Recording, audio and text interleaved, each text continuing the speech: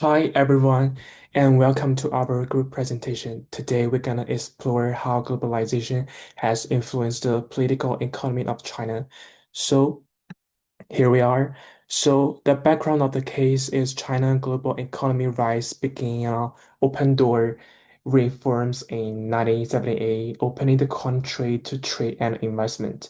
Joining the WTO in 2001 helped China become the global trade powerhouse.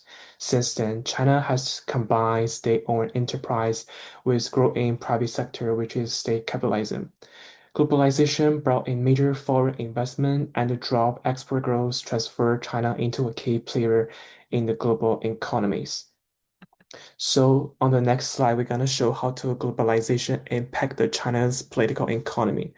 Globalization has significantly shaped China's political economy, especially through trade. Since opening up in 1978 and joining the WTO, China became the global trade leader. It focused on labor-intensively manufacturing using this cost advantages and followed the product's life cycle theory, adopting foreign technology, scaling production, and exporting the globally. This approach both China's growth and reinforced in the model of the state-led capitalism, where the government played a central role in the economics. So in this slide, we're gonna to present China's political economy. China's political economy is shaped by the unique blend of the political, legal, and economic system. First, the political system. China operated under the single party rules led by the Chinese Communist Party. The government remains centralized control while allowing selectively market openness and policy are closely aligned with national interests and policy stability. Second, the legal system is based on the civil law, but with strong state influence. However, laws can be vague and enforcement selectively, which can create uncertainty for business. Intellectual property protection has improved over the years, but gaps in rainfall still remain. Finally, China's economic system is known as the socialist market economy. It combines powerful state-owned enterprise with an active private and foreign business sector. This economy is heavily driven by export, foreign direct investment, and participation in global trade. So in this slide, we're gonna to show the challenges in China's system for Australian firms. When considering entering the Chinese market, Australian business must be aware of the several legal challenges that could impact their operations and decision making. First, there is a lack of transparency and an inconsistent of enforcement. Law in China can be ambiguous and vary depending on the region. So this can be compliance difficult and the legal dispute unpredictable.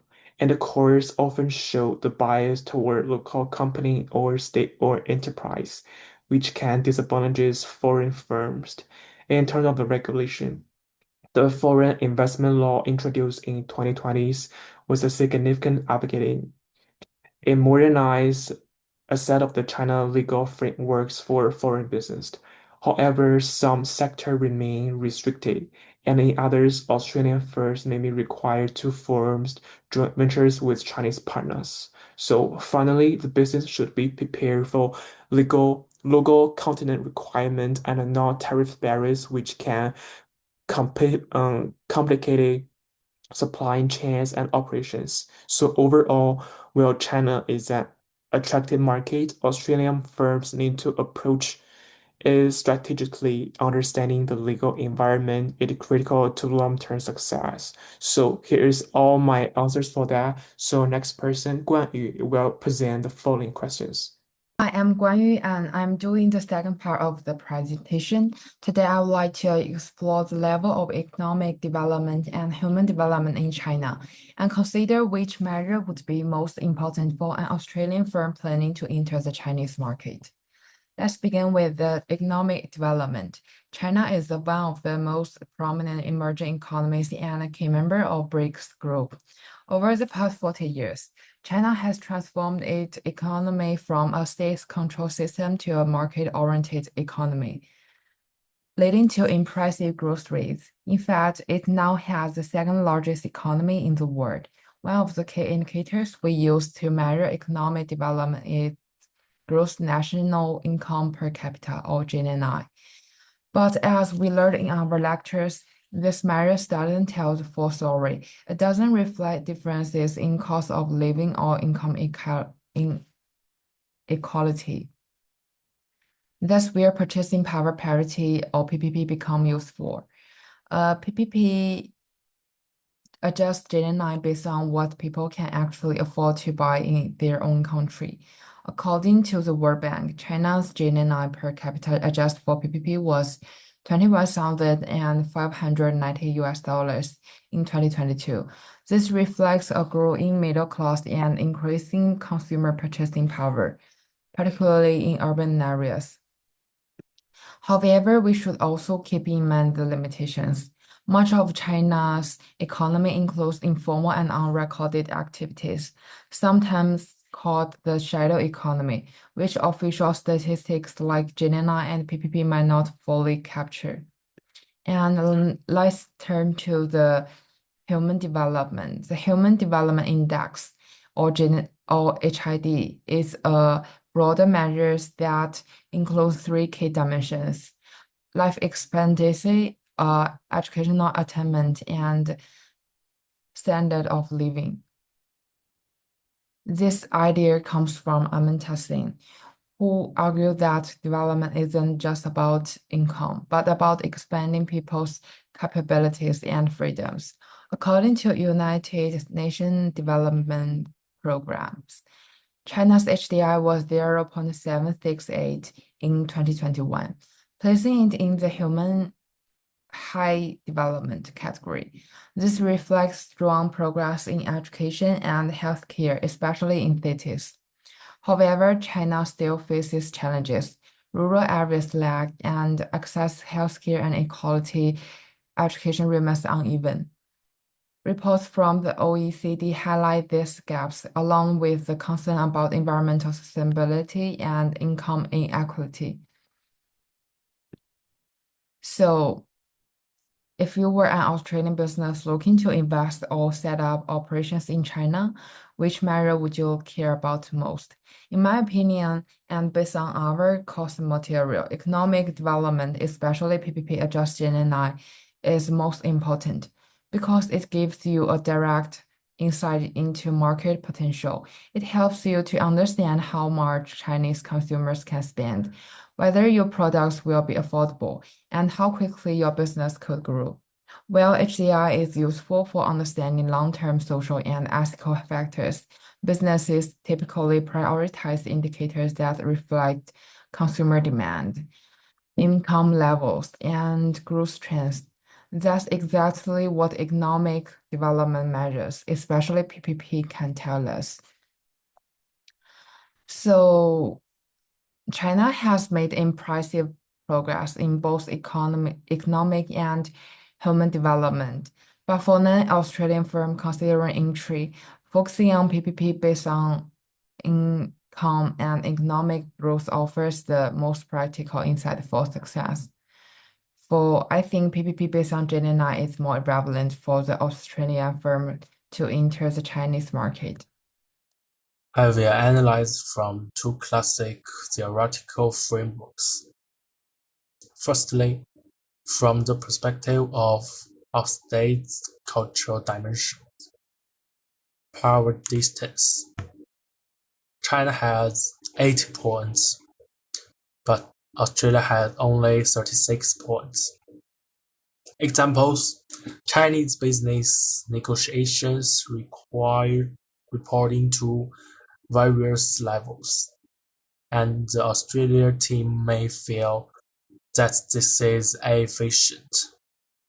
However, in the case of individualism, Australia ranks first in the world, while China is a typical collectivist society.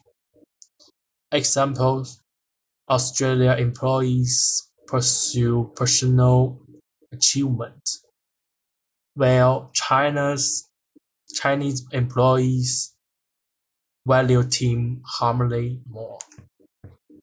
Secondly, from the perspective of Xiwan's cultural values, China values tradition and hierarchy. Australia's advocates autonomy and equality. The case of China's Spring Festival is family gathering, but Australia's Christmas is a friend party. This is a macrocosm of the core value difference. Culture is like an iceberg, changeable on the surface, but stable at a deep level. To sum up, the cultures of China and Australia has their own characteristics. There are still differences. Finally, the key to success is to respect differences and actively adapt. As culture is not a obstacle, but its navigation map. Of absolute advantage introduced by Adam Smith suggests that a country should develop specialization in production of those goods and services in which they have more expertise than other countries so that they can treat those goods and services of maximization of economic outcomes and benefits. A country turns to have an absolute advantage if and when it produces specific goods services at a lower cost with higher quality than other countries with the minimum possible resource. China has an absolute advantage in electronics, machinery, and textile products, due to which Chinese organizations hold dominance in this industry at the global level. Theory of comparative advantage, as introduced by David Ricardo, suggests that the country can source benefits from engaging in international trade by specializing in production-specific goods where it has the lowest opportunity, even if absolute advantage is not available. This is because higher comparative advantage are produced with lower opportunity cost. If international trade is carried out concerning China, it can enjoy a comparative advantage in the production of renewable energy. This is because government subsidies skilled personnel and knowledgeable access to raw material provide the country with lower opportunity costs. Based on the deduction presented in the preceding two slides, David Ricardo's theory of comparative advantage would be more practical for the international trade strategy of Chinese organizations. This is because in the present era, opportunity cost is deemed better for production practice, as it considers the dynamic nature of business environment. Additionally, unlike absolute advantage, comparative advantage allow adoption and resource optimization for easier transitions in business practice with regard to any change required by influential factors. Thus, this is better for the Chinese government to support the application of theory of comparative advantages. With regard to the application of theory of comparative advantage, which is identified as more practical above by the Chinese government, it is also important to consider cultural dimensions. This is because, as identified above, China scores 80 in the cultural dimension of power distance, whereas Australia only has a score of 36. This difference can lead an issue in international trade between countries. This is because high power distance countries deploy multiple layers of regulations on the business practice, whereas countries with lower scores has flatter regulatory environments, facilitating is for business to function. However, with strategy particle theory, the Chinese government can implement regulatory changes which make it easier for international trade to be carried out based on perceived opportunity costs.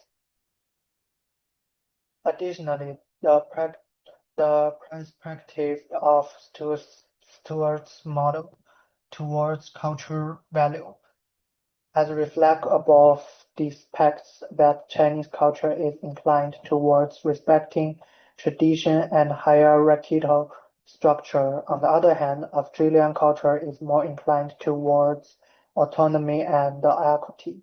This difference will play the notable role in trade relations between both countries. Concerning this context, this is important for the Chinese government to simplify international trade regulations from concerning the best possible outcome after the application of David Ricardo's series of comparative advantages. That's it. Here is our reference list. Thank you.